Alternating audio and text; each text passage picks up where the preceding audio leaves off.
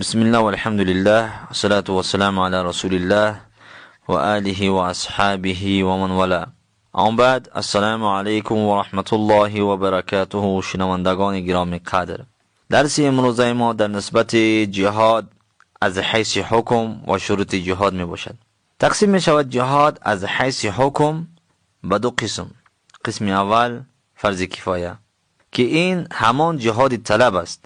زمانی که بلند شود برای این عمل عده از انسانها ساقط می شود وجوبیت این عمل از باقی انسانها. دلیل برای فرضیت این عمل از حیث اصل قول سبحانه و تعالی می باشد که فرمودن کتب علیکم القتال، یعنی فرض گردانده شد برای شما قتال را. و قول نبی صلی الله علیه و سلم که فرمودن من مات ولم یغزو ولم یحدث نفسه بالغزو مات على شعبة من النفاق. هر کسی که بمیرد و اشتراک نکرده باشه در غزوه یا آماده نکرده باشه نفس برای غزوه، پس مرد است در یک شعبه از نفاق. اما این که جهاد طلب واجب نیست برای تمام امه، دلالتی میکنه بر این قول سبحانه و تعالی که فرمودن وما كان المؤمنون لينفروا كافة فلولا نفر من كل فرقة منهم طائفة ليتفقهوا في الدين ولينذروا قومهم اذا رجعوا اليهم لعلهم يحذرون. یکی نیست برای مؤمنان این که همگیشان برای غزا بلند شوند، پس باشن ایده از اونهایی که تعلیم بگیرن شریعت را و فقیه شوند در دین و خبردار کنن اون کسانی را که رفتند و در این تعلیم دین اشتراک نکردن.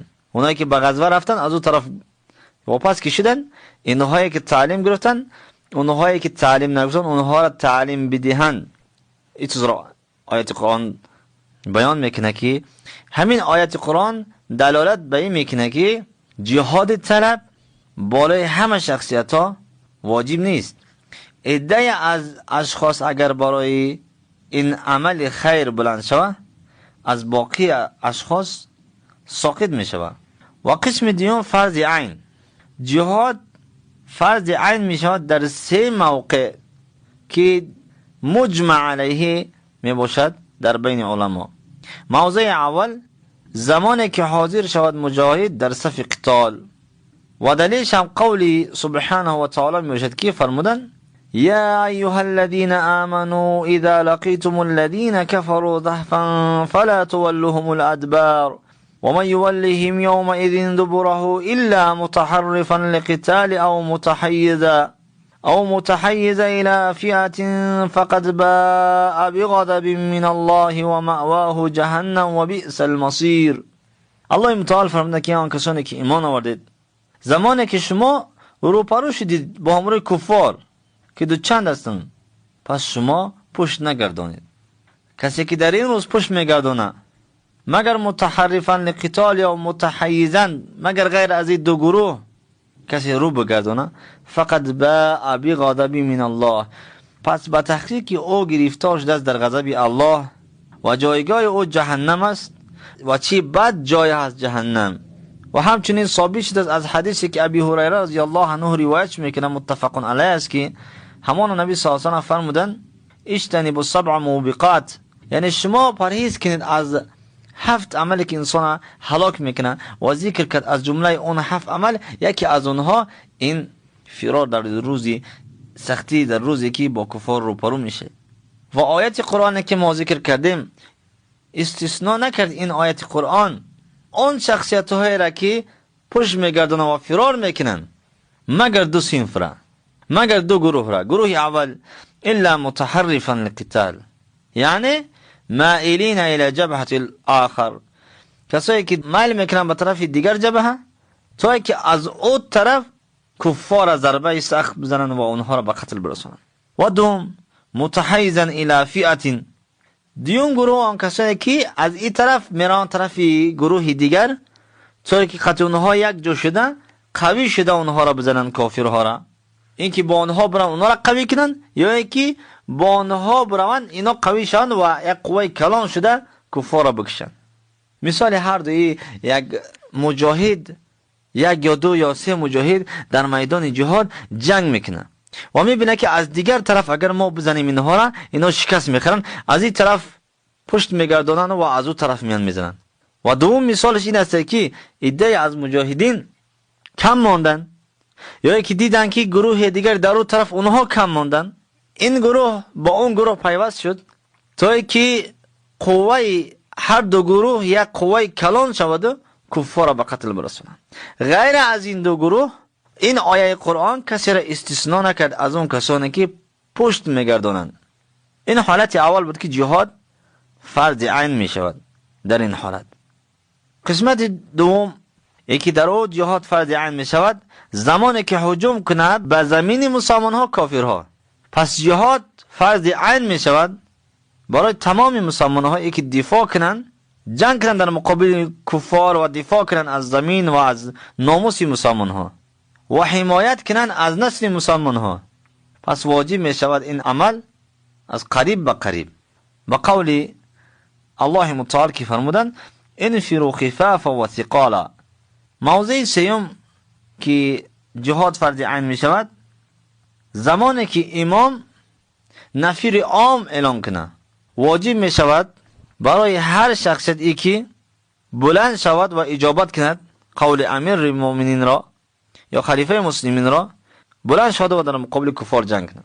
و دلیلش هم قول سبحانه و تعالی می باشد که فرمودند یا ایها الذین آمنوا ما لكم اذا قیل لكم انفروا فی سبیل الله ثاقلتم الى الارض.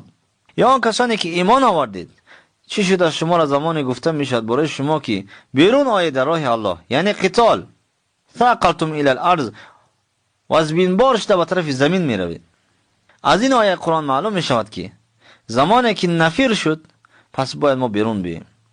در حالت نفیر جهاد برای ما فرض عین می شود. و همچنین قول نبی صلی الله علیه و آله که فرمودن اذا استنفرتم فانفروا، زمانی که شما را طلب کردن که بیرون آیید، یعنی در راه قتال بیرون آیید، نفیر اعلان کردن، فانفروا، پس شما چیکار کنید؟ بیرون آیید.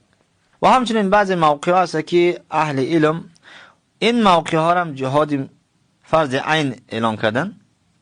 در جهاد طلب زمانی که کفایتی نکنه سرباز، تا مدامی که کفایتی میکنه تا اون مدام بالای مسلمان ها فرض عین میشه. این قول بعضی از اهل علم است.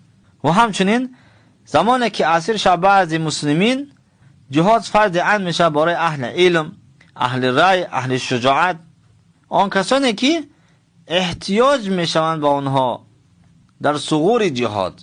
و همچنین یک آگاهی برای شما را میکنیم که زمانی که جهاد فرض عین باشد برای او یگان شرط وجود نداره، نه اجازه امام، نه اجازه پدر و مادر و نه اجازه صاحب قرض.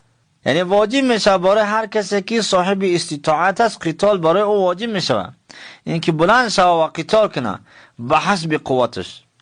شیخ اسلام ابن تیمیه فرمودن قتال دفع سختترین انواع دفع سائل میباشد که دفع میکند سائل از حرمات و از دین و از واجباتی که اجماعاً است. پس عدوی سائل طلب کننده آن کسی که فساد دینی و دنیایی را میاره، یگان عمل واجبتر نیست از این که ما ایرا دفع کنیم. یعنی واجبترین عمل همین است که ما کافر سائل را کسی که حمله کرد از بالای سر ما باید ما ایرا دفع کنیم و نیست نابود کنیم. و شرط وجود نداره در این، بلکه به حسب امکان، به حسب طاقت انسان باید بلند شود و این کافر را دور کنه. پس امروز نظر کنه که در افغانستان آمریکا آمده است. مطابق اون چیزی که ما بیان کردیم از آیاتهای قرآن و از احادیث نبی صلی الله علیه و سلم، جهاد در افغانستان و در غیر افغانستان فرض عین است، چی در افغانستان باشه و چی در پاکستان باشه و چی در تاجیکستان باشه و ازبکستان باشه و در کجای از اراضی مسلمین باشه. جهاد فرض عین است برای هر یک افراد که بلند شوند.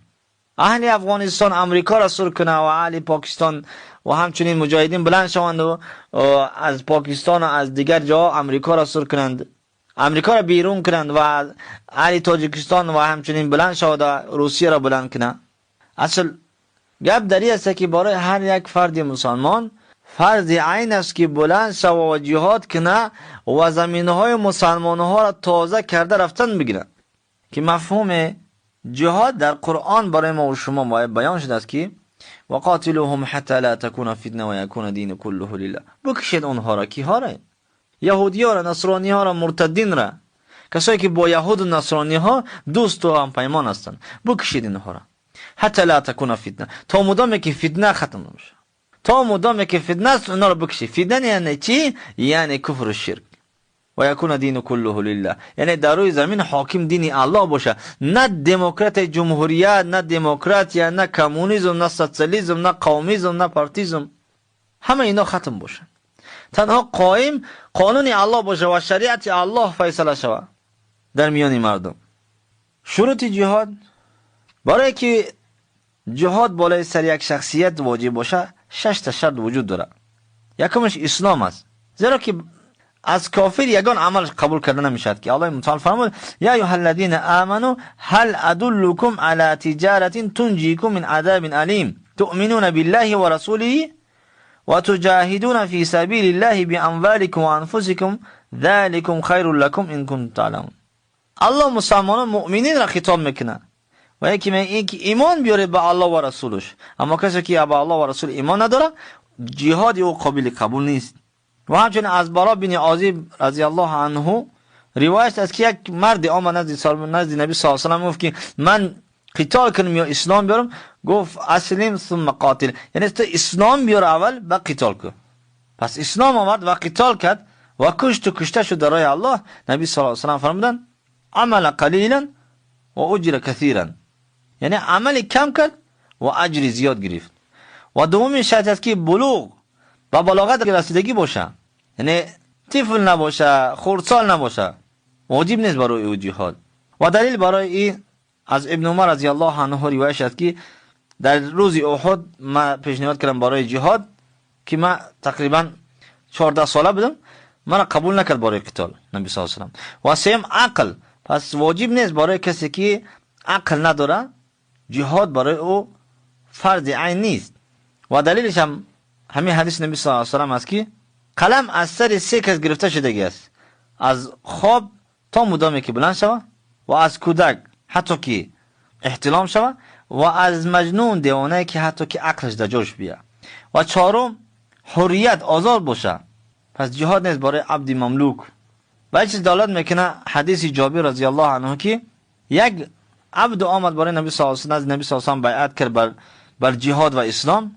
پس مالک آمد گفت که مملوکی من است. نبی صلی الله علیه و آله در عوض 2 عبد او را تبدیل کرد. و دیگر کسی که می آمد از او پرسان میکرد که تو حر هستی، آزاد هستی، یا اینکه غلام هستی. اگر حر میبود به جهاد و اسلام بیعت میکرد، بیعتشون میداد.